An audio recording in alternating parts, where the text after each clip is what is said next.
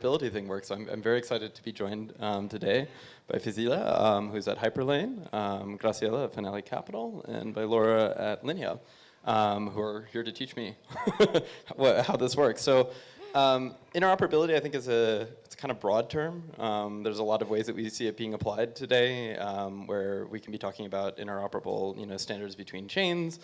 We can be talking about maybe ZK proofs being used for interoperability. We can even talk about restaking sometimes being used. And so, is this a category where we see a lot of competitors, or is this a category where we see a lot of interoperable collaborators in terms of the landscape? What does the landscape look like, and what does interoperability mean, I guess? Sure. Should I start? Okay. So it's definitely a crowded space. We have different players. But like, for example, I did read your question before, and I don't think like many of them are competitors, like shared sequencing. I think you mentioned even like restaking, eigenlayer. Why I don't think they're competitors is simply because they're using us or they're working with us.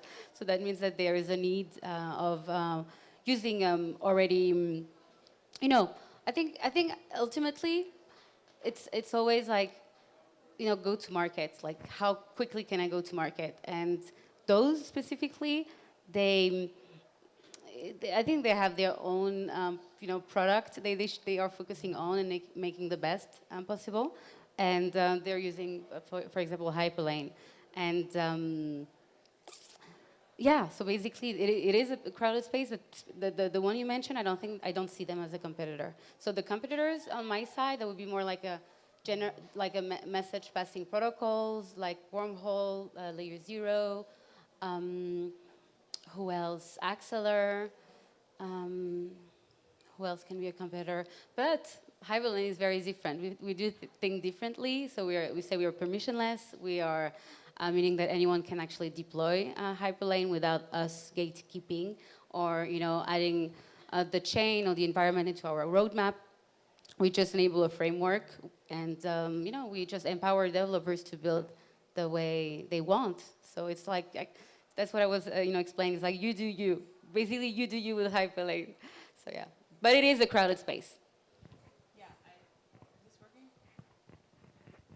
Yeah, I agree. I think if you think about interoperability as like purely bridging, whichever bridge has like the most liquidity is going to be the de facto bridge between any two chains, right? Which you mentioned, like Axelar, Layer 0, all that. But if you think about interoperability as being potentially a bigger space than just bridging, and you kind of mentioned like restaking, then there's like places for companies to compete for, it's almost kind of ties together with modularity too, where like there's bridges, there's like people who are offering validators for multiple chains, and you can kind of think of that as interoperability too, I think. From ZK rollup perspective, as Linea is a ZK rollup solutions on Ethereum, we also see a broad definition regarding interoperability. For example, there are in-protocol interoperability, which as we have been seeing, like CCIP, CCTP.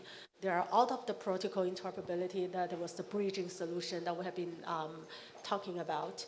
We also have been seeing decentralized sequencer that could deliver the interoperability. However, from a ZK rollup perspective, that will facilitate chains on chain, which means that through a decentralized sequencer, it could facilitate interoperability for app chain, or let's say for layer 3, multiple layer 3, to achieve interoperability on top of a layer 2 or especially on top of a ZK rollup layer 2.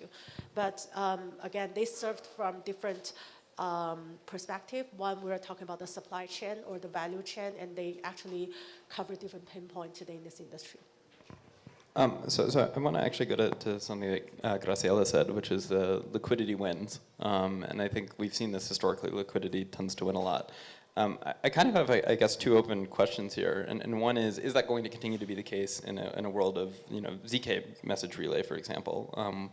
Will that still matter? And I'm thinking of stuff like, composable and polymer, but like, is there a world in the future where liquidity is not that important because we're using ZK proofs instead? And then I have a second question, so take whatever you want from this.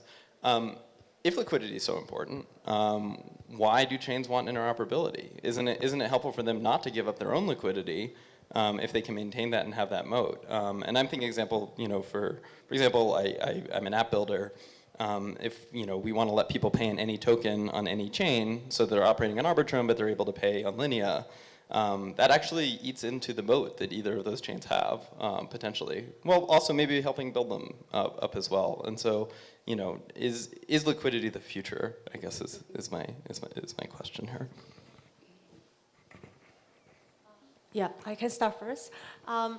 First of all, I think to answer the first question regarding sending ZK message, one thing I think we need to highlight is that from a ZK rule perspective, when we confirm a message is, or a transaction is being finalized with low cost, usually the flow ends up with the slowest chain confirmed and finalized this transaction.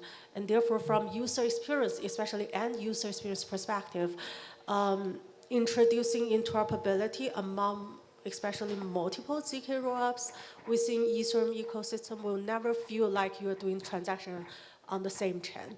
I think that is one thing from ZK rollup perspective that will be the UX, that it is like, again, another impossible triangle that we have been facing at the moment. And therefore, maybe from decentralized sequencer perspective, it may make more sense for other rollup technology that built maybe on top of a ZK rollup, rather than a multiple ZK rollup doing achieve interoperability through whatever solutions we have been seeing today.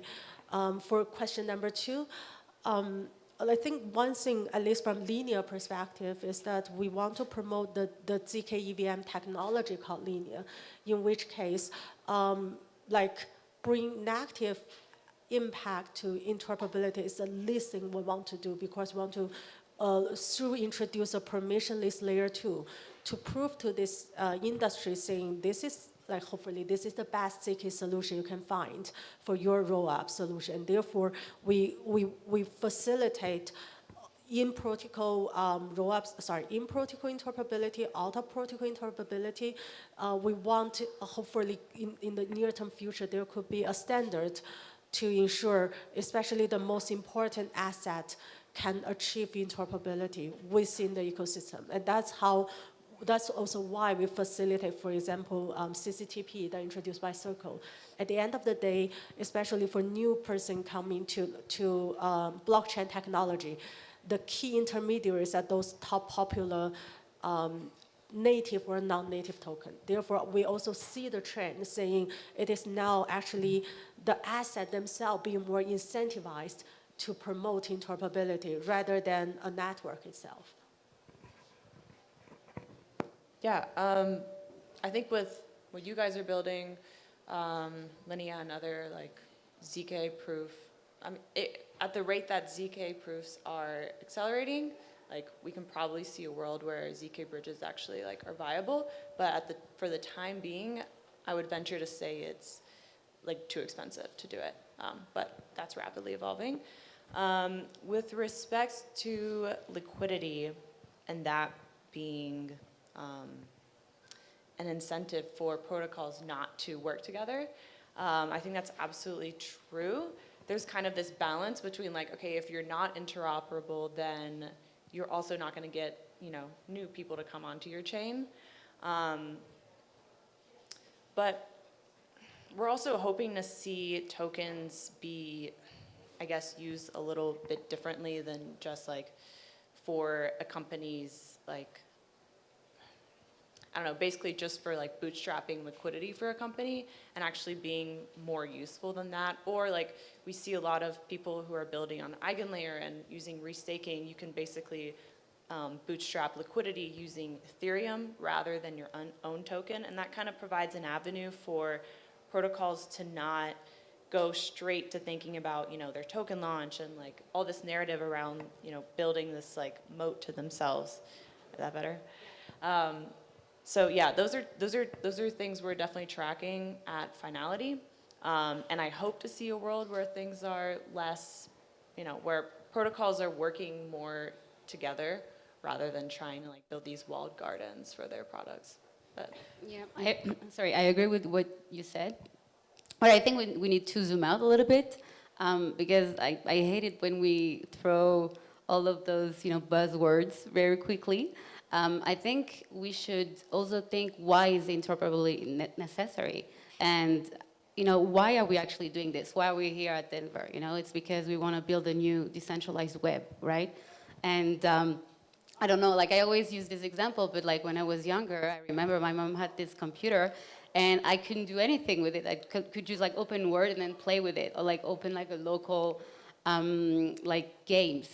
And as soon as internet became mainstream, then there was like a lot of innovation happening. And I think it's the same thing with interoperability, liquidity. It's gonna be, it enables so much that for me, asking like, will we see a world without interoperability? No, I don't see it at all, actually. I think that would be foolish, and especially because what we are doing, again, like the vision is to replace and to create a new digital economy, right? And we cannot do that if we have like those siloed blockchain that are not communicated to each other.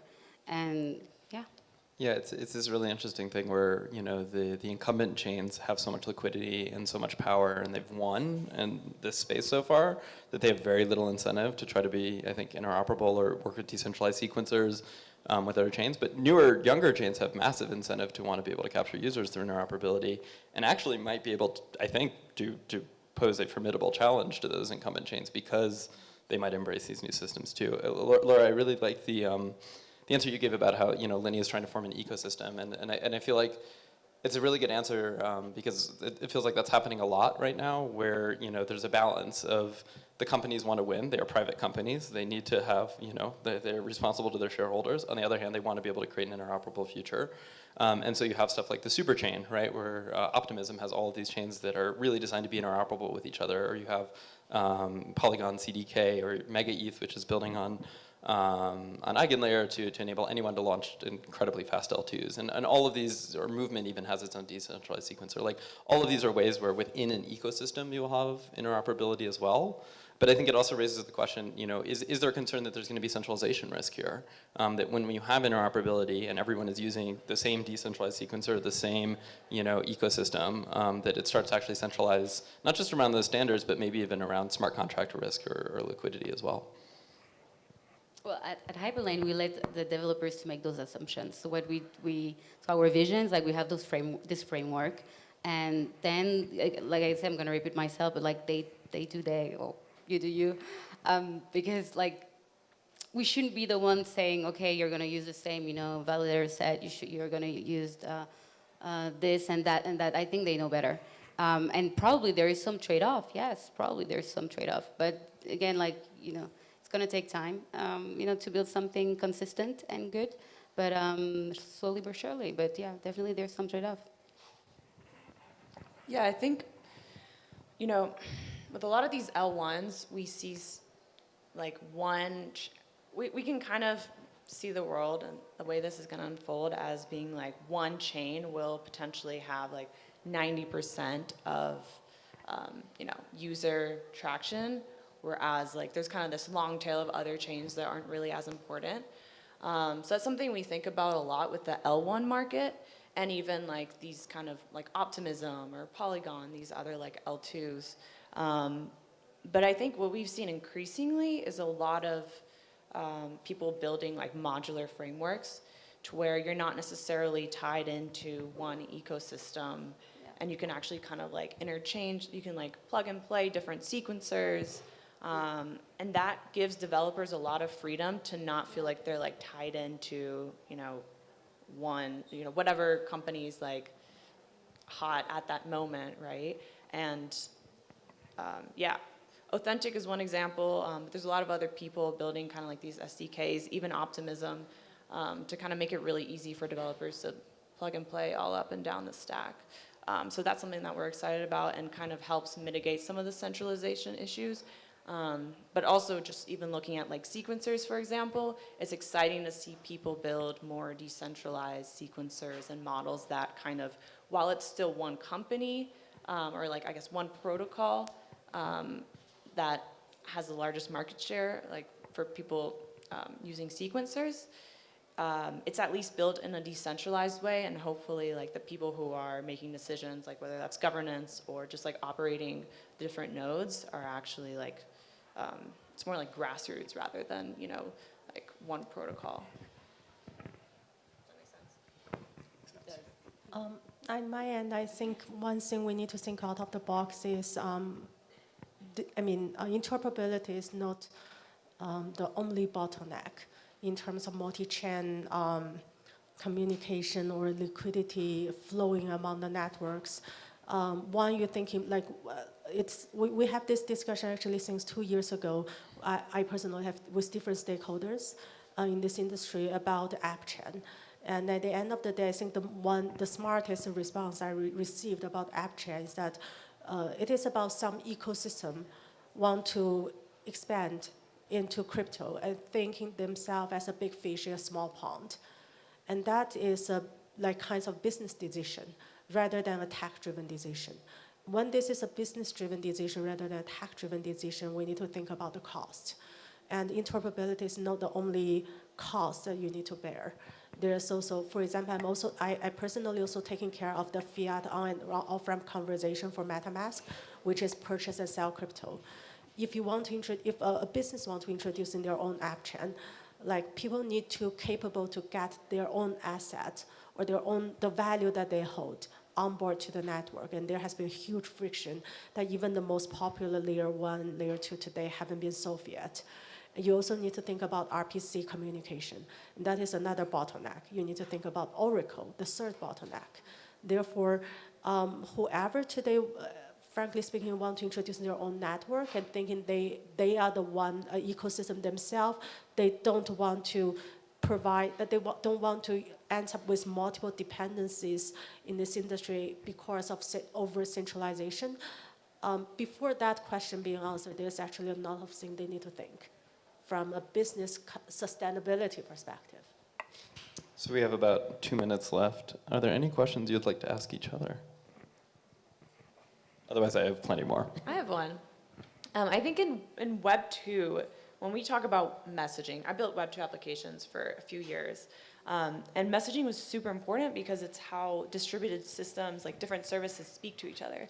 But in Web 3, when we talk about like, you know, bridges doing arbitrary messaging, a lot of that's just moving liquidity from one chain to another. So I'm wondering if you see that kind of expanding over the next few years. I know you guys support like arbitrary messaging, but what does that mean? Is that really going to be more than just like bridging tokens, or how do you see that? Yeah, so actually I spoke with my dev about this yesterday, and actually he told me what is missing in crypto, and what Web2 has that we don't have is like APIs actually, and this is going to be fixed with having available APIs, and I think we need to work towards making it more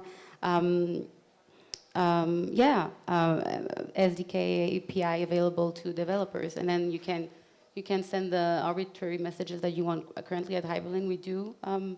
I think it was 32 bytes. Paul is here. I don't know if he's here. Please not if I'm saying something correct. But yeah, I think ultimately it's just again improving the developer experience, UX. It's always about this, and just making sure that you can integrate in a very, very easy manner, I think. And I didn't do my job, my homework. I don't have a question for you guys. We're at time anyway, so luckily you're safe by the bell. Please give it up for these 3 incredible builders.